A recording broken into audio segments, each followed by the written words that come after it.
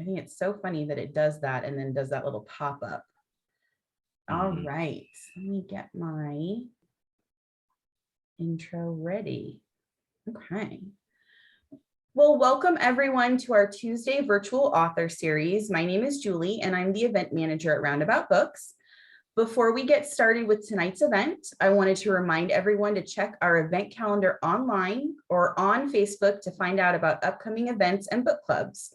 On Thursday, February 3rd, we are excited to participate in a virtual event with U.S. Olympian Lindsey Vonn for her memoir, Rise. And on February 15th, we are welcoming Newbery Award-winning author Donna Barba Higuera for her novel, The Last Cuentista. So check out roundaboutbookshop.com for more details. And I'm going to remind everyone while we're on Zoom to just stay muted while the discussion is going on, and we'll have a Q&A at the end. And this event is being recorded for our YouTube channel, which also has recordings of all of our events since May 2020. Tonight, we are welcoming two authors, Kayla Chenault and Stacy D. Flood, to discuss their respective books, These Bones and The Salt Fields. So here's just a little of the wonderful things people have said about both books. Chenault brings forth a history that isn't buried as far underground as once thought, a history soiled with horror and ferocity that finds harmony in the stunning prose, said Caitlin Chung, author of Ship of Fates. And Publishers Weekly said this short but powerful Gothic work blends the best elements of folklore, horror, the blues, and archival history in resonant and lyrical prose. Fans of alternate history, suspenseful literary fiction, and Black speculative fiction will be hooked on piecing together this intricate, entrancing tale. And Christina Clancy, author of The Second Home and Shoulder Season, says, The Salt Fields is a gem, the kind of book you'll want to underline, dog-ear, study, teach, and beg your friends to read. And Karen Rigby at Forward Review said, The Salt Fields is a bewitching, dangerous, and atmospheric novel. Those are just some of the best reviews I've heard in a while. So I am so excited to welcome you both here. And again, thank you for sharing your Tuesday evening with us. So I'm going to turn it over to both of you. I can't wait to hear more about both of your books. All right, thank you. And thank you again for everyone attending, and thank you for taking the time this evening to listen to us a bit and talk about the work some. So Kayla, I'll let you go ahead and start. How would you describe These Bones? So my go-to elevator pitch for These Bones is that it is a generational tale about an African-American community adjacent to a white community. And there are magical realism elements and horror elements, and all is kind of overseen by the supernatural force known as the Barghest, who is both he is a pimp, but he is also so much more than that. But we find out the real horror is the racism we meet along the way. But Stacy, how would you describe the Salt Fields? That's the best elevator pitch. That is wonderful. That is awesome. Wow. Mine's just a synopsis. That's all I got. It's pretty much a story about a group of African Americans during the Great Migration around 1947 who come up from the South. And it's about that one-day journey and what they discover about themselves and about each other during that trip. So that's what I say would be mine. But what I love about These Bones is the structure, as well as how things are revealed through the storytelling of it. And my question then would be, was that through subsequent drafts? Do you have that kind of idea of how you wanted to structure it when you started out? Or was it something that you just kind of came to? And also, for those who aren't familiar with it, there are photographs. So is there something that you came up with or anything like that? Or how did that actually come about for you? So I started writing These Bones as an assignment for grad school in a class called Collage Writing. And basically the idea was you were going to take disparate elements and start to build narrative out of those disparate elements. And so it always had this structure where it was going to take elements from different places and come together in some sort of cohesive whole. But as I developed it, those disparate places came together in different ways. So my favorite example of this is there towards the end of the book, there is a magazine article that is interviewing one of the characters that you've kind of seen grow throughout their life in the book, and kind of meets them in middle age and where they have come to. Well, in the original draft of the book, of the project that became this book, I actually had my family and friends, God bless them, I had them dressed up in late 1940s garb. We have friends that are pastors. They let us use their church, and we took Life magazine circa 1945 style photos. My partner actually dressed as the character, and so we did a fake interview with him, and it was just this really big elaborate thing that happened. And so I feel like the collage forum gave me a chance to kind of explore all of these different voices and experiment and try new and interesting things as I was building the novel together. That's cool. Hopefully you kept the pictures though, right? You know what I mean? I've made it in. Yes, I still have all of the pictures. Some of the pictures, like one of them of my dear friend of mine named Colleen, is this beautiful, I ended up taking a beautiful, like, gorgeous portrait shot of her, and I was like, you have to keep this just so that, like, you can use it for other things. It's not going in the book, but you can have it. You just have that. Very cool.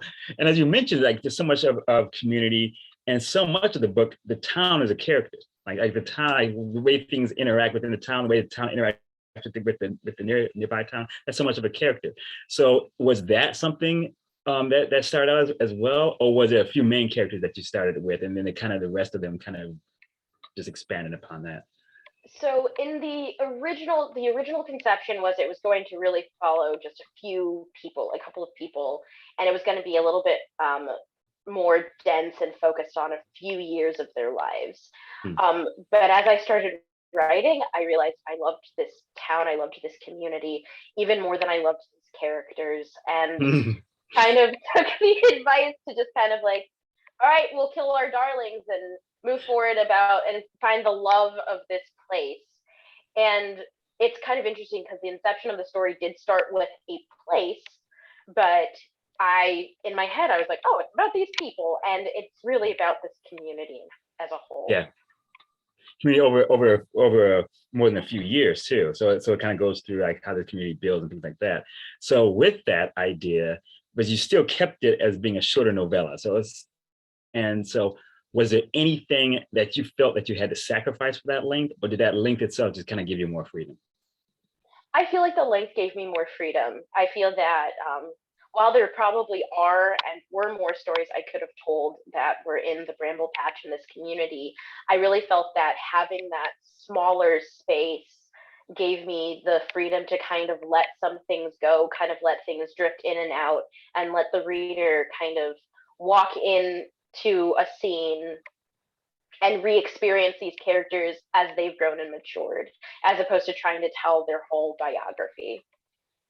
That's what I love about it. And that's what I love about great novellas like this one, where is like it drops into a certain scene and it gives you kind of the essence of it, the kernel about what's happening, but also just leaves so much for rereading. Like, leaves so much for going back into it. I mean, I don't think there's anything missing where you needed to have a great big biography of any of the characters. But what you learn from the smaller actions, the way that they interact with people, the way that they interact with others in the community, as well as the more gothic and supernatural. I don't want to give anything away, supernatural elements within there, right? So the way they interact with that, I think just says so much more about them than I think just a straight narrative would. So I thought that was great. And also, when you think about this, were there any passages that you said to yourself at first, like, this either needed expanding, or if you were to expand it, it would take away from the strength of the work? Ooh. There were a couple of spaces where I knew that if I kept building it out, it would have taken away. I think the big one is let me find it. In the middle of the book, around here, no spoilers if you can see the book itself, that there is an excerpt of a book that exists in the world of these bones called the Autobiography of the Rhythm and Blues, which is kind of loosely based on the work of Alan Lomax in some ways, in my opinion. And it's in this story, there is a very brief thing. You meet this woman named Cleo Cook. She's a Jewish American woman who grew up with blues records, and she meets a character named Tommy Bob White Teller, who you will meet later as a young person. And she's talking to him and getting to know him, and he tells the story of how he started his blues career. And there were so many little like threads in that could have been their own, spun off into their own little stories, that the interview could have gone longer, that you could have found out more about this one interesting character, Tommy, who, you just find out all of these things that he did out throughout his blues career, throughout very small passages. And in the end, he turns out to be this a minor character in as much as his story does not take up everything that happens in these bones, but he's still an important part of the structure of these bones and the important part of the community of the Bramble Patch. And there was parts of me that were so tempted to just really dive into what he was doing, to dive into Cleo Cook's story, because I was getting like giving hooks to like other things that she would talk about in this book that really does not exist, because I wanted to flesh it out. And all that temptation arose, and it's still there. There's part of me that's like, I could write this book, The Autobiography of the Rhythm and Blues. But instead, I wanted to use this as a way to color and pepper everything else that is happening, so that you are reminded who these people are and the struggles they are going through. Yeah, I love that. I love that. So since you have it open, is there a passage that you like to read? I can read that passage actually right there, since I hyped it up a little bit. There you go. Just 1 second, because I just put it down. There we go. All right. So, from the Autobiography of the Rhythm and Blues by Cleo Cook, 1972, Chapter 8, Black Magic Woman. I turned the Nova down along a dirt road that twisted like the metal frame of a car wreck. The radio was hovering over words and snippets of music, and then would return to the crackle of the static. It was good for my headache. The night before, I had ended up in a pool hall. Folks see me and say, "You're not from around these parts."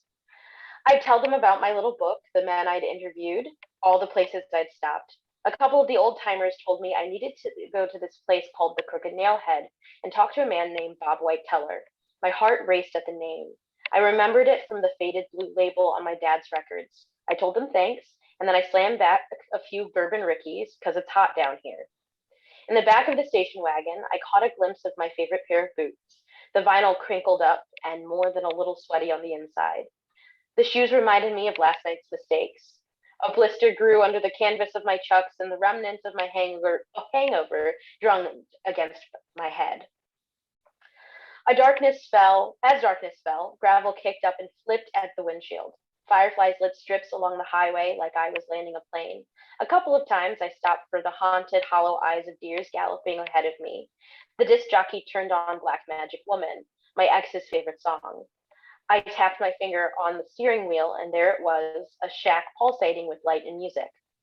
The Crooked Nail Head is the kind of roadhouse where they still throw peanut shells on the floor, and you can get cheap beer in a frosty glass and a couple of ice chips to throw down your back. As I dragged my recorder into the place, I saw I was the only white face in the sea of black ones. The blue plate special for the night was fried catfish and cornbread and greens. All the tables had moved to one side to make room for the dancing. There wasn't much of it, though. There I was with my tape recorder and my pen and paper, looking like a schmuck. Up on the risers was Tommy Bob White Teller, whose frail body seemed to barely hold up his dobro as he played Let's Get Drunk Again. I muttered to myself, let's not. The old man wore a bowler. He would tell me later, there was an old pimp back home who wore one of these. When we were kids, we used to want to go to his place to buy a night with one of his girls. Got it in my head that's what you wear when you're rich. I never got rich, but I still dress like it. He moved his fingers across the guitar's neck as though caressing an old love. He picked at each string as though listening for its story. He played with a cigar stuck between his teeth that seemed bigger than his head. Bob White tells a good story with his body. When he finished playing the song, he walked off stage to a little stool and drank a Seagram 7 on ice.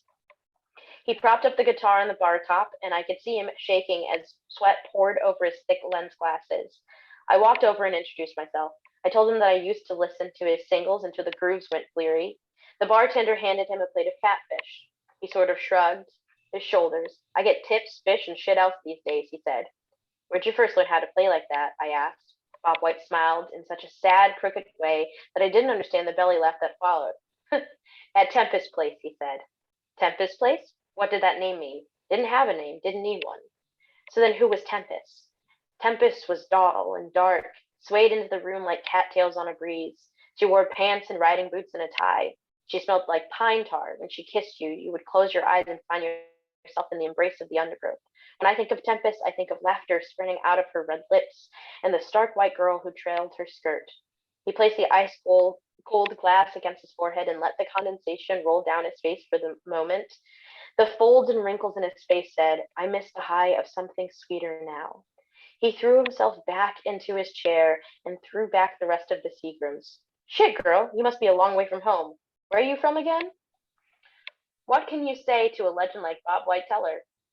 Do I say Brooklyn or that I studied at Vassar? Do I tell him about the shtetl my great-grandmother grew up in or the place up in the Catskills? Do I tell him about our room with the record player and the brownstone with my father would pull out vinyls down from a shelf so high I couldn't see it and say, now this one, Cleo, this is a classic? Then the needle would touch the grooves and the hum and crackle would begin as he crumpled into his rocking chair. But Bob White Teller moved on. And I'm going to pause there to create suspense. Okay. That's awesome. That's awesome. And I think that, like you're saying, like just by just describing this person, you learn so much about other characters. Again, I won't spoil or mention anything, but you learn more about other characters through this. And it's where it's like, oh yeah, you kind of realize the impact those characters had on the rest of the town. I thought that was cool. And music also plays a part in your work too. Did music play a part in your writing too? I know it did mine, but what about for you? Yes. Yeah. I love listening to music while I write. But also as I was writing these poems, I have a habit to get into like the zone. I will create playlists based on what I'm writing about the characters. I just posted a playlist about these poems onto my Instagram, just kind of highlighting some songs that I think really fit well into the atmosphere of what's happening here. But it's a big part of my practice, and I grew up in a very musical family. Both my mom and my grandmother did choir. My grandfather played jazz flute, so I've always been surrounded by music, and this I think just kind of brought out all of the musicality that I feel. That's so cool. Now, are you familiar with Large Hearted Boy? Say that one more time. It's called Large Hearted Boy. Are you familiar with that? I'm not. No. It's a site where you can post up your playlist they have different authors playlists on there. So if you want to put it up there, I think you may want to contact them. They have playlists for certain books and things like that. I think that they limit it. I'm not sure on this, but I think they may limit it to like 11 songs, something like that. So it's a little bit smaller, but it's like each song you need to give a description about how it impacted you and things like that. So look into it. I mean, for me, I just don't have. My playlists are horrible in the sense that they're not curated in any sense. They're just a mishmash. At one point, I could be listening to Jay-Z and then Christmas music will come on. So people who are listening with me are like, what? Like they'll just curate this thing of it. It's not at all. So with me, for mine, I kind of have a little bit of a playlist, like something like more atmospheric because so much of mine takes place in one container. Unlike with Kayla, with yours being this town, mine is really just like a few people on this train taking this journey. So I wanted to capture, as I was writing, that idea of being close, that confinement, the idea of a lot of times the heat from being down there in South Carolina, of all of the just that closeness the heat of the situation, the unknown, that type of apprehension and all that. So when I did curate and put together something for the Salt Field as a playlist, it was really kind of more dark, moody type of stuff, but that wasn't necessarily what I was listening to as I wrote it. When I was listening to it as I wrote it, was just a little bit. It could have been classical, like it's Brahms, and then the next thing you know is Fetty Wap. I'm like what? So it's all over the place with no rhyme, no reason whatsoever. I absolutely love that. It's fun for me because I know it's going to happen. For other people who happen to be with me listening to my playlist, I think it's probably a little less fun because it's a little jolting. Like, wait, what is this? And I'm like, yeah, I know. It's like they'll be listening to Miles Davis into like a smooth groove at some point, and then Def Leppard will come on. Like, well, how did that get in there? And they think it's a mistake, but it's not. Now, also though, for you, Kayla, you mentioned just down in your bio that you're a practitioner of Black girl magic, and I think that you are. But how would you describe that for yourself? For myself, I think that it like being rooted in my Blackness, being rooted in my womanness. I think that I try to do my best to create an authentic Black voice and also just show love for my people in what I write. I think there was not to compare myself to Toni Morrison, but there's this amazing quote she said. She was interviewed by this Australian news outlet, and they asked her this question, like, well, would you ever consider writing a story that's for everyone? And in that case, they meant for a white audience. And she said, well, my works are for everyone. And just because they feature African-American characters and African diaspora characters does not mean that they're not for everyone. And that always stood out to me. And so for me, I want to create work that kind of taps into my own heritage and my own love of my people, but also just good work too. So I think that's what that means for me. Nah, you did it. Yeah, that's 100% there. That's so awesome. That's so fantastic. And I'll also ask the dreaded question: are you working on anything now, or I know yes. Yeah. Oh, cool. Yes, I am. So I'm working on my second novel, hopefully. I'm trying to get through it right now. I actually like keep hitting this like writer's block where I can get like 2 paragraphs in. But the work that I'm focusing on right now is kind of based on, and interestingly enough, a little bit based on the story of how my family got from the South to the North.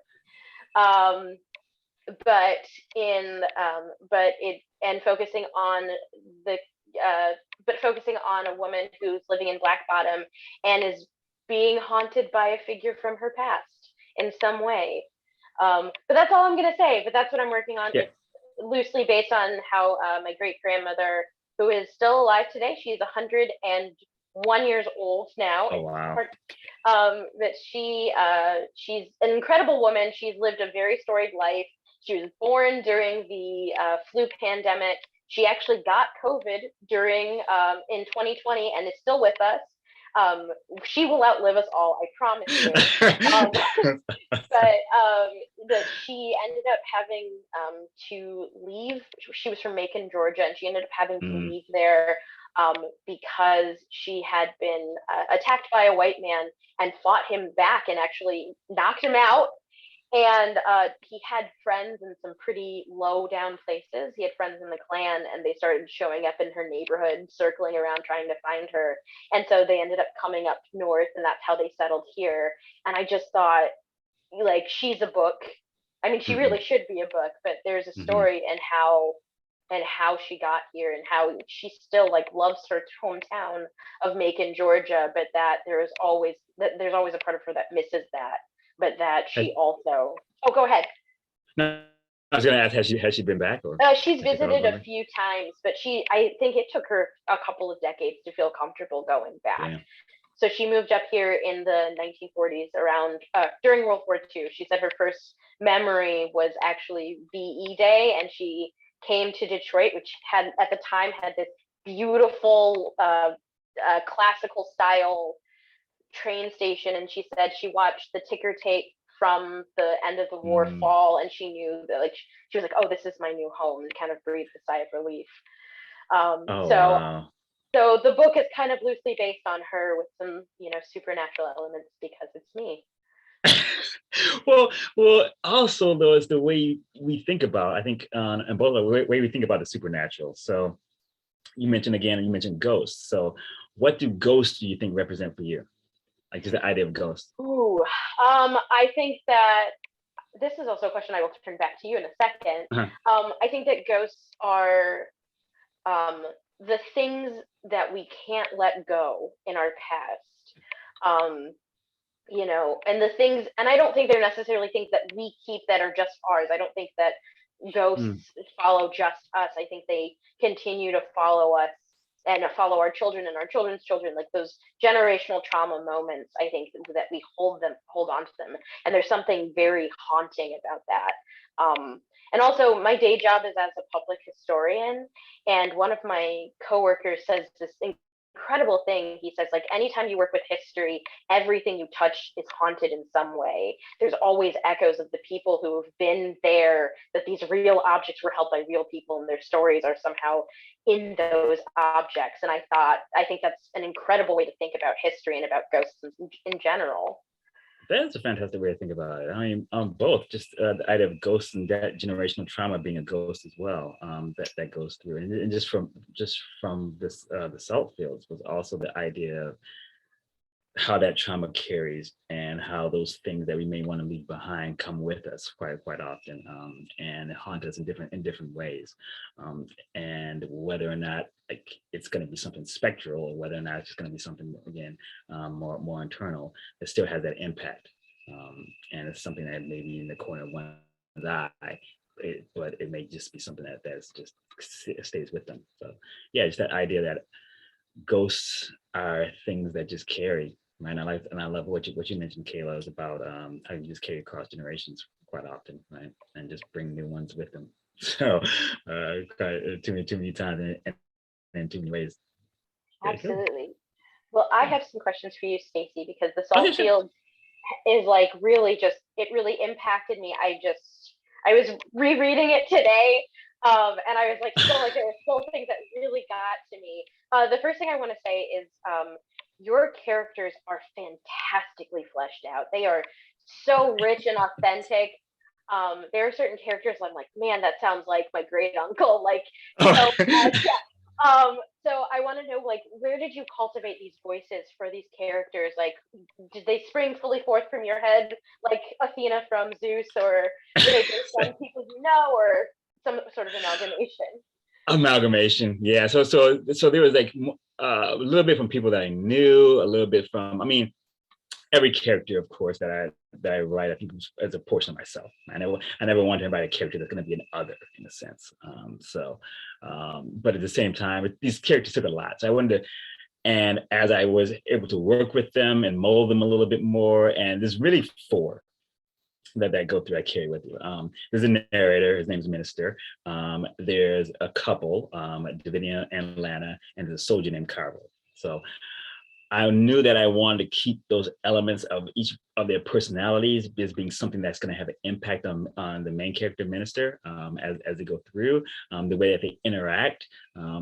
I do a lot of playwriting, so I wanted to make sure that in each scene, and I saw some of these sections as just being scenes, each of the characters had something to do, had some way in which they would impact the overall narrative, had some way in which they're going to impact the story. And also in those moments about how they want to be seen. I think in this journey, the only expectation that they really have is to be with each other for about this one day, this one train ride. So a lot of their fears, a lot of things that they want to be seen, a lot of how they want others to either envision them or at the same time forget them, right? Oftentimes what comes out in their dialogue and how they interact with each other. Sometimes they may interact a little bit differently in the quieter moments than they were when all four of them are together.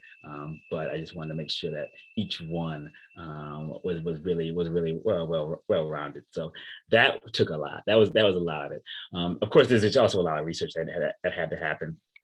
And a lot of that didn't even make it in, right? There's one section where there's a character who has to make a phone call. And that took about, I say, 80 hours of research just to find out how much a phone call would cost at that time in that location, right?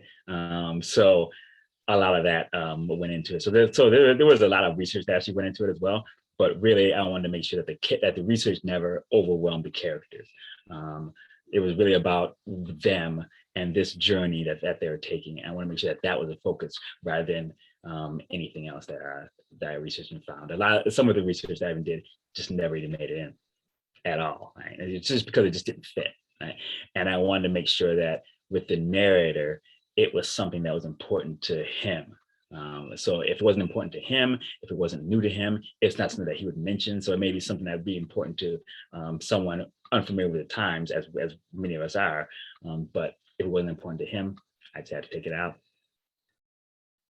I think that's a very good way to kind of cultivate that like sense of authenticity to the time period, and like, you know, that like it's a moment in the narrative, but that you gave all of this, and that actually kind of the idea of research kind of leads me to my next question.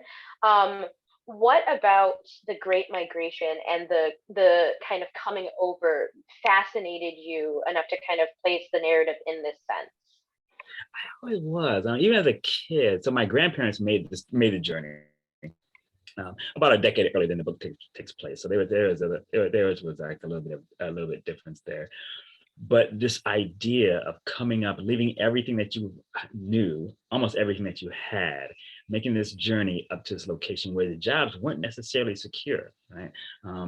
A lot of times they find these ads in the newspaper, or there would be posters someplace that would advertise 8,000 jobs, like up in the steel mill. But you didn't know how many people were going up there. You didn't know how many people were taking this journey. You didn't know any of that. So you're not sure how many people, when you got up there, whether or not the job was going to be there. So it was just this massive journey of faith. And really taking your family, uprooting everything that you knew to go up to a certain location that you weren't really too sure about. And just the bravery that went into that, and the oftentimes the idea that no matter what's there, it's got to be better than what's here, or that I'm moving in some direction. That type of movement is something that's important. So just that idea was something that always fascinated me, and the stories. So much of the journey itself that I got from my grandparents, but also the parts that were missing. Right? The things that they didn't want to talk about or were unsaid, that just changed the atmosphere in the room when you knew that there was just a portion that wasn't there. The things that they wanted to talk about from their experiences down in the South, that they would kind of glance over when other family members from the South would come up. So all of that, I want to make sure got to the feeling of that. And I think that we both deal in horror a lot, and as you mentioned again, there's ghosts that come with us. And I think that one of the most horrible things is when there is that tragedy and that trauma that's just normalized, right? It's just seen as this is just what happens down. This is just what happens every day. This is just what happens in this area, and having all of that, I think, influence again this journey and this trip, and this idea that not that there was going to be something fantastic on the other end of the journey, but at least it would be better. Yeah, perhaps. I think I love what you said about the pieces of the stories that are missing. I think there's a lot of, you know, you also growing up in the North, that there's a lot of stories that are folks that came up from the South that they don't tell, they leave behind. And there are so many stories from my family where, you know, there's like a gap between, well, I got on the train and then I ended up here. And it's like, why did you get on the train in the first place? Yeah. Just as you were mentioning with your great grandma, like just something that happened there, right? It's like something, or the possibility. And I always wanted to keep within the narrative itself. What I've noticed is that a possibility for something to actually go really, really wrong, right? And that's what I noticed even in my few trips there. Just there's a lot of the possibility of at some point something could go really wrong and there is no one there that's going to help. There's no one there that's going to change it. It's just you, right? Kind of oftentimes. There's a section of the book where one of the characters visits another character's family, right? And in this area, and it's a big open space. And as much as there's some sort of some lightness there, you always have the idea that the walk to and the journey back that something can actually go wrong here. And just that idea that I wanted to have, that at any point things can really turn. And like you said, that stifling feeling, as well as when the things are silent. Those pieces that are missing, those stories that then just went untold, and then wondering, well, why is it? And it seemed like everyone knew what the story was, right? But they just didn't want to verbalize it. Absolutely. Or to keep those ghosts from continuing sometimes to the next generation. Yeah. Would you also grace us with reading an excerpt from The Salt Fields? Yeah, so I will go from, there's a portion where the main character leaves and goes on the train that introduces the other characters as well. So I will go with that. I wore my best pinstripe suit to the railway station with the same chestnut and white two-tone spats that I worn to my graduation and wedding. In the front breast pocket, I placed a small photograph of my daughter, crumpled at the edges, creased across the middle. I hadn't realized how much weight I lost until I wrapped that suit around me and tied a loose half-Windsor knot into my tie. The suit itself was fawn in color, linen with cloud white pinstripes, totally wrong for my complexion, I'd been told. But it was comfortable, and for me, it represented the chrysalis from which I was to emerge. Once I descended the 3 stairs from the front porch to the concrete walkway, the other steps came quickly. I meant to turn around for one last look, but by the time I thought to do so, I was over a block away and couldn't see the house anymore. From there, I kept walking, past sunflowers, fields of wilted grass, bales of autumn hay, even the Richardson property, without breaking stride. The farther I walked, the more the colors around me softened. By now, though, most of the farms were little more than sand and rotting plywood. The only voices were cicadas that fell silent as I approached and began their whispers again when I had passed. At the edge of my vision, I saw the well. The police had warned us not to use the water for a few days after they removed my daughter's body because sometimes a body can contaminate the supply. Sometimes some of the skin stays behind. The emptiness in my suit allowed for a degree of cushioning against the sun. My heels scraped against the bone-pale, dead white dust and loose rocks. And for the first time in my life, I couldn't find a rhythm to my steps. I didn't whistle, nor hum, and my mouth dried, my throat grew parched, and that was okay with me, since I couldn't find a single reason why I'd ever need to speak again. For those I left behind, I knew my voice was already a memory. And I knew that this place, my home, would forget about the rest of me as soon as my shoes left the pebbles beneath them. Even when I was a child, trains never held much fascination for me. And as an adult, I never bought into the romance or mysticism that said that they could take me to a utopia beyond my current vision. I just needed one to take me to someplace slightly better, far away, where I could try to forget the rest of myself and replace it with whatever was around me. The railway station was obscured by swirls of dry afternoon and glazed sunlight. Each of us collected there that morning, young and old alike, had a vision of the North as some sort of paradise, so we were dressed accordingly. Yet all the people, even whites, held a sense of regret on their faces, as if this quest for a new life signified a failure in or desertion of their old. Handkerchiefs wiped their foreheads and were held in front of mouths as suitcases were carried inside. People squinted towards the sun for a heavenly answer as to why they were being roasted on what might be their last day in South Carolina. Young men smoked cigarettes. Old white men patrolled the entrance, looking for sharecroppers to stop and harass, but once my eyes met theirs, they let me pass freely enough. I was less important to them than even I imagined. Tap dancers, some younger than my lost child, shuffled for change or ceremony. Romanesque pillars stood in the front of the main whites-only entrance, freshly painted, with flecks of dirt caught in the ridges carved to look classical and permanent.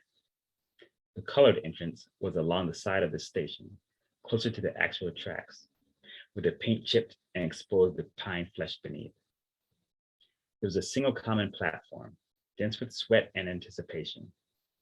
I tucked my suitcase under my arm and presented my ticket to the porter, a stout, dark man who lived in one of the adjoining cities and whose cousin once owned the local pharmacy. We didn't acknowledge each other, though, as if already I was distant and transformed into someone new, someone he didn't recognize. As crowded as the bench was, I was able to squeeze onto the edge and, like the rest of the occupants, turn my head expectantly toward the direction in which the train would arrive. Although I held no admiration for the machines themselves, what I've always liked about train tracks is the way they converge on the horizon and give the impression that someday, inevitably, pleasantly, the future will come to a fixed point, a sharp, metallic conclusion. They give the illusion that whatever is lost can easily be replaced by distance. In less than an hour, that horizon was broken by a tall, thin cloud of smoke. Children in tall, thin socks and patent leather shoes, polished enough to show perfect reflections of the families around them, raced to the edge of the platform for a closer look. As the lone black dot neared, adults began gathering their belongings. Rather than a grinding, we heard a squeaking of metal and crunching of sand. Rather than anticipation, there was a feeling of resolve. When I looked toward the front of the station platform, I saw a young white woman. She didn't appear older than 17, sitting still on a cast iron bench amongst the commotion. Even though she was visibly pregnant, no one helped her. And when another porter tried, she ignored him and instead squinted forward, away from the train, into nothingness, waiting. I turned my glance downward. By the time the down lightning rolled into the station, I'd mopped the sweat from my neck, brow, and palms, and had counted the splintering planks on the platform floor at least a dozen times. I counted the nails which attached them at least a dozen more. Atop the plank closest to me, a maelstrom of ants circled something invisible. People rose and stood in line to board. I stayed on the bench a moment longer, watching pigtails bounce above the bright, wide eyes of small children excited for the longtime dream of a train ride to come true. Their mothers and fathers followed in thick shawls worn over summer dresses and suit coats over frayed suspenders or coveralls, moth-eaten, too heavy for the hot weather, but the easiest way to transport what one owned. When I looked for the young pregnant woman, she was gone. Only then did I board the train myself. Perhaps I should have waited a little longer. When I entered my appointed car, the aisles were still crowded with travelers waiting for others to make a decision. Baggage was stacked to the sides and around us, as if taking priority over the passengers.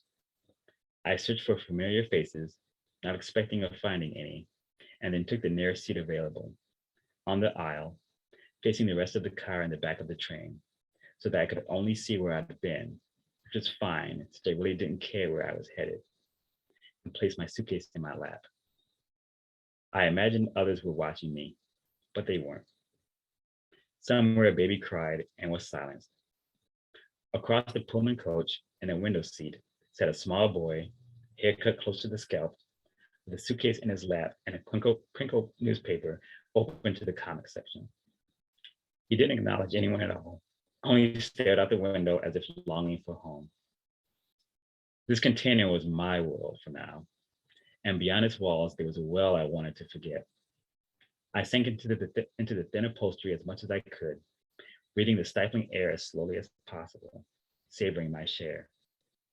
I wanted to ease into sleep and dream another life and arrive at a location where I could actually build one. The first thing I noticed was the uniform.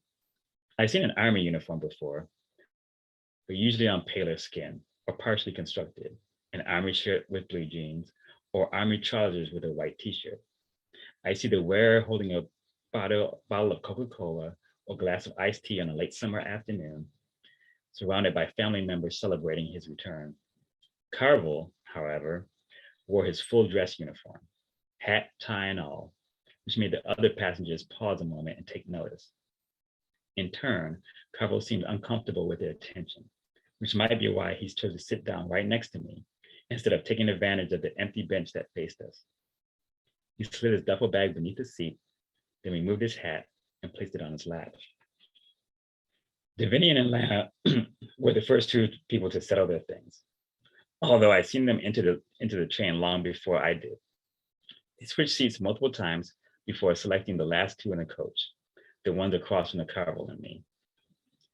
Like many of the passengers, they were dressed in their first Sunday best, but their first Sunday apparel was of higher quality than many of us were fortunate enough to own. Davinian wore a tie that seemed to change in hue and pattern as you washed it, and Lana flaunted strand after strand of white pearls, which shimmered a watery blue under the bright glint of the sun. Resplendent. She was stunning in a beige dress with cream-colored lace and accent. Lana was lighter skinned, Davinian darker. The two complemented each other. Davinian removed his fedora and wiped his handkerchief across his brow, while Lana waited some time before taking off her wide-brimmed hat. When she finally did, I noticed that she had mesmerizing eyes, whose liquid hazelnut brilliance exuded clarity of soul. Once they were settled, Davinian by the window, Lana on the aisle with the small valise on her lap, Carvel introduced himself and stretched his hand out to Davinian, who shook it with the same warmth that was offered before introducing himself and his wife. "Where did you serve?" Davinian asked. Before Carvel had a chance to answer, Lana asked me, "Do you know how long this trip is going to take?" "They say about a day," I answered. "About a day," she repeated to Davinian. "It'll be over sooner than you think," Davinian replied. Lana then reached a gloved hand into her purse, pulled out 2 wrapped pieces of hard candy, gave one to Davinian, and opened the other for herself. She placed the candy on her tongue, looked away from all of us through the window towards the aisle, and waited until the train pulled away from the station into the expanding sunlight, away from the station's gravity and shadow, to swallow. I looked out the same window towards the shrinking platform, curious as to what interested her so much, because all I saw was a chaos of insects and ash and tin cans filled with tobacco spittle rusting in the sun. I saw a woman standing at the station counter trying to purchase a ticket. An old man sat on a bench near the platform, staring intently in the direction the train had traveled from, as if he were waiting for something else, something better to follow. The train rattled, metal jolting metal, as cinders and traces of coal streaked the windows, each flake the color of pepper, carrying its sharp scent throughout the coach.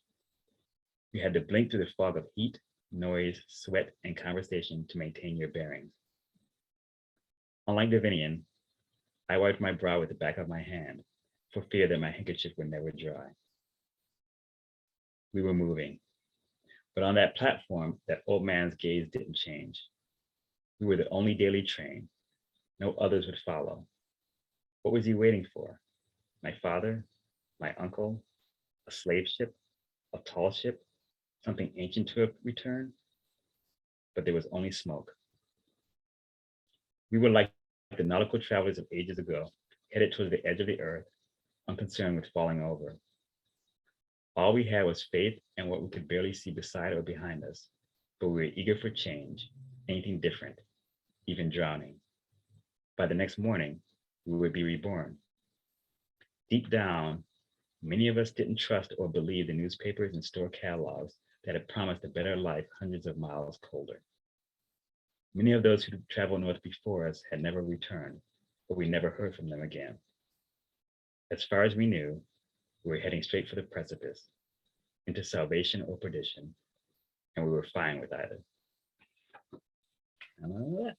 That was amazing. Oh my goodness. Thank you so much. Thank you. I want to make sure that we have time for questions, but I do have to ask you the dreaded question. Are you working on anything right now? Yeah. Officially, yeah. But like yourself, I've had the stops and starts, and I had this one huge section, and then I just cut it last week. I'm like, oh, and I just reimagined the entire ending again. So it's going along. But I also have a cheat project, and I think everyone should have a cheat project. And what that is just something that's off to the side, maybe a little bit goofier that you're gonna work on. And so I've just been working on that for more than I should be. It's a pirate story. It's a story about pirates. There's nothing else to it. It's just pirates. And I'm about 50 pages into it now, and no pirates have shown up yet, but I know it's about pirates. So at some point there will be pirates that haven't shown up, but right now I'm working more on that than I should be on the project. It's going to be the next thing for me. So I love that your cheat story is about pirates. It's just about pirates. I think that's amazing. It is. I wish there's no more depth to it than that. Pirates and pirate things happen eventually, even though they haven't happened yet. You have to like build up to a pirate. I feel like that's what I think so. Of the genre, yeah. Exactly, right? You can't just show up page one with pirates, and then where do you go after that? There's nothing, exactly. Right? You have to actually get people into it, and then they're like, "Oh wow, look, pirates." That's my plan. It may never see the light of day, and if everything goes right, it won't. but it is there, and who knows how much more I'll be working on that instead of the thing that I plan on working on. Well, thank you so much, Stacy, for that wonderful reading and for this conversation. It has been great. Thank you as well. It's been absolutely fun. Yeah, thank you so much. Thank you so much for Roundabout Books for hosting us. Yeah, absolutely. Thank you so much. Thank you, Roundabout. Both for being here. Well, I want to give Benjamin an option if he wanted to ask a question, but I do have a more generic question too. I wanted to hear from both of you. One, a book that is like one of the things that helped maybe inspire you, that you wanted to be a writer, and two, just a really good book you've read recently. Besides these? Yes, obviously. Yes. Let's see. Well, my influences, again, I just love novellas. Novellas have always been the ones. I mean, it's just when I started out, and on my journey, it's been things like Frankenstein and things like, or shorter books. I mean, Gatsby, things like that. I always go back to the Toni Morrison stuff, which, again, I think the strength of many great novellas is that it makes you go back to them over and over again. You don't feel like you're missing anything on the first read at all, but you know if there's something there, there's some kernel that's trying to capture. And I just think, if it's Orwell or even William Maxwell, right? All of them have that. So I usually try to go back to writers like that. And I always try to go back to Virginia Woolf, whose birthday I think is coming up. So just the way she's able to just give character, setting, and describe things is just amazing. So I go to them quite a bit, right? All right. Awesome. So a book that I recently read that was really good. I would say it's the Jue Kim, and I have it right here. If you haven't read it yet, Feast of a Little Lamb. Oh yeah. So it is quite fantastic, and just every step of the way, I think it just has this assuredness and as well great storytelling. So that's one that I would recommend to people. Kayla, what about you? Okay, book that inspired me to want to write. I think I've always wanted to tell stories. Mm-hmm. And so I feel like every book I've ever read, even when I was a little kid, the first book that comes to mind, like when I was very little, was a book called Color Me Dark, which is a book for children about a girl. It's also about the Great Migration. I guess this is a theme in my life, I suppose. But her uncle is something happens to her uncle, and she and her family move up north to Chicago and are living in Chicago during the Red Summer of 1919. And the first time I read that as a little 7-year-old, it was the first time I read a book where there was a character who reminded me of me. As I got older, I think the book that really just burst open the door for me is this book called Women in the Earth by Susan Griffiths.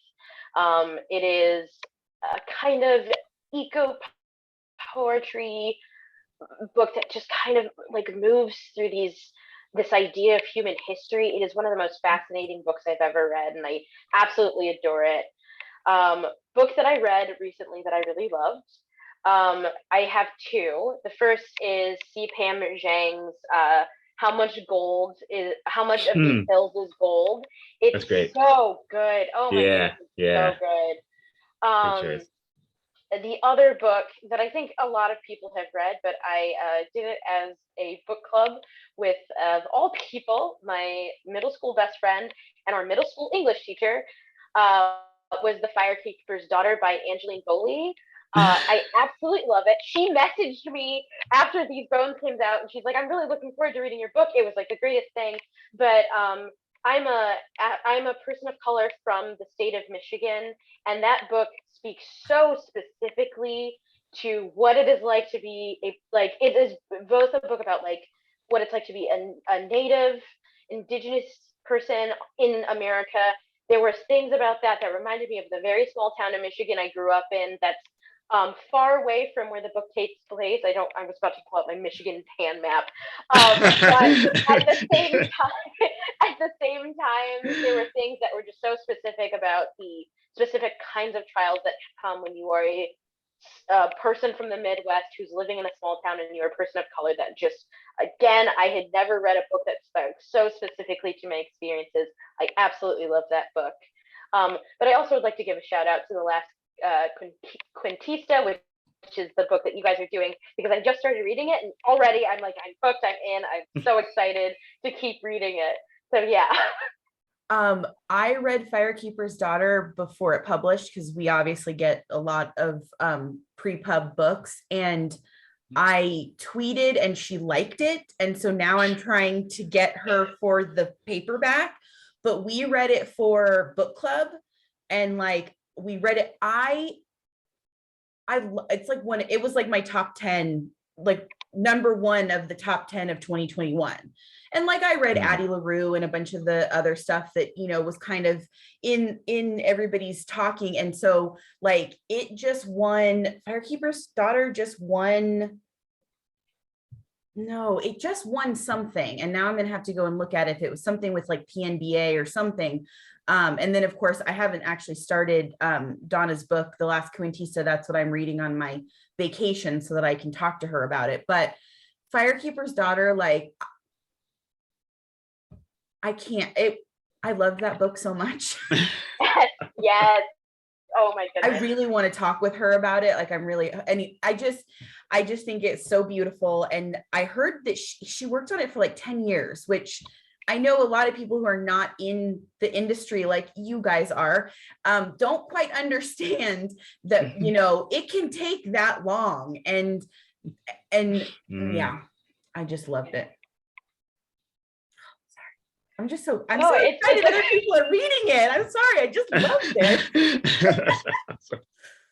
Yeah, it's one of those ones that I keep recommending to people, that I'm like, if you want a book that's just, I felt like it was so, you know, it's so hard to call a book unique, right? Like in this day and age, a lot of times that can come up. It's really difficult because you'll find elements that cross over in a lot of things.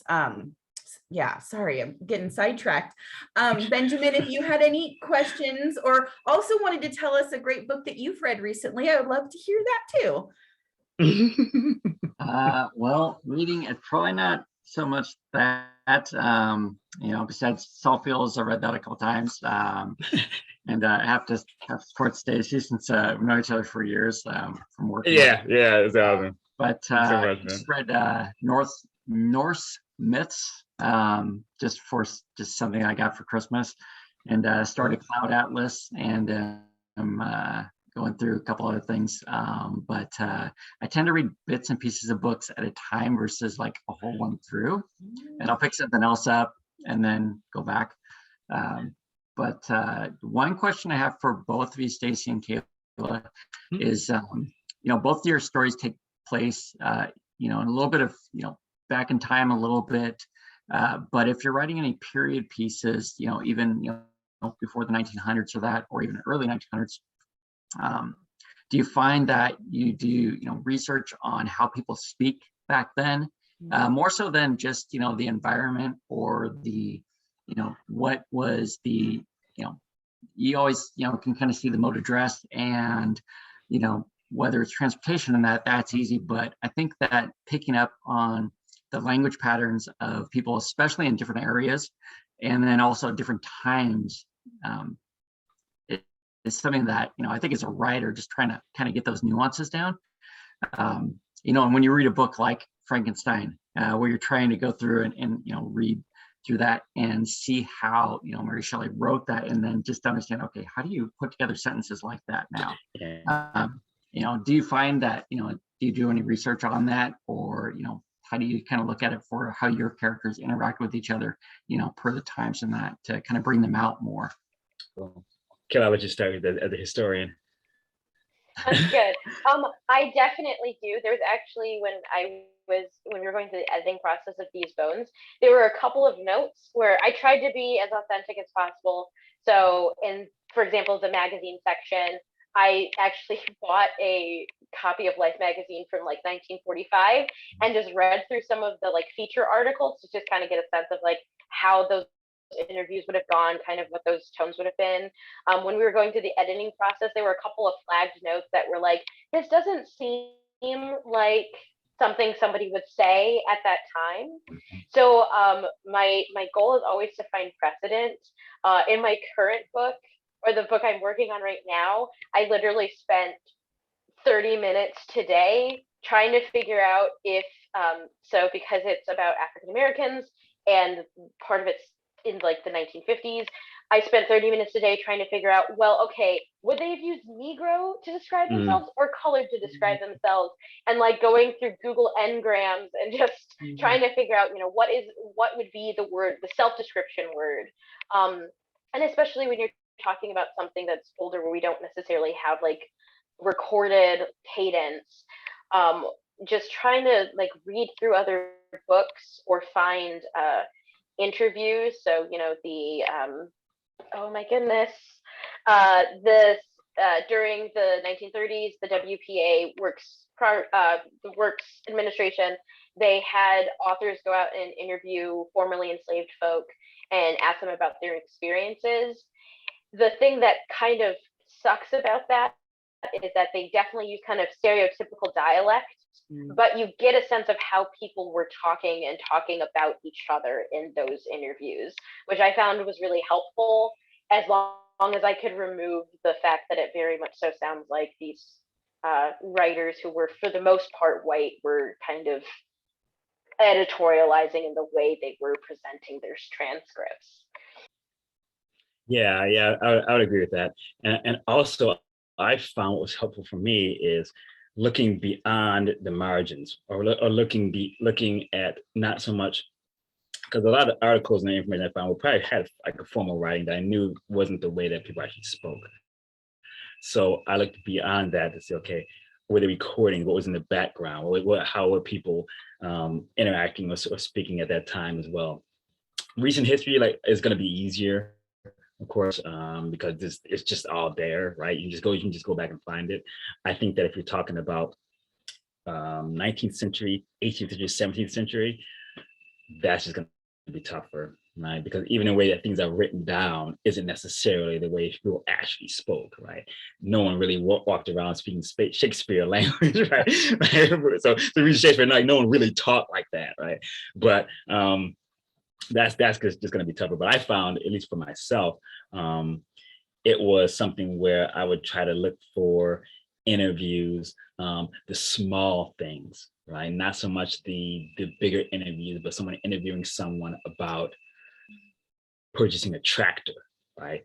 That was going to give me more of a flavor than something about the town hall opening, right? There's the smaller things, the smaller interactions were the ones that really gave me a sense of how people spoke. And that's something that I did think about on Saltfields quite a bit. Right? Okay, well, how is it that people are speaking, and how would they have related things? Like Kayla mentioned, it's not just whether or not they would use colored or Negro, that would have been also not just the year, but where they were located, what communities they were in, right? How that would actually been described. It depends upon who they were talking to as well. Like, so all of that has had to come into play. So it was a challenge for me, but it was a good thing to actually get into, because once I found that, I found the characters' voices a little bit easier. I found how they would speak, why they would speak, why they would stay silent. When I was able to really find out what the dialect at the time or in that area would have been.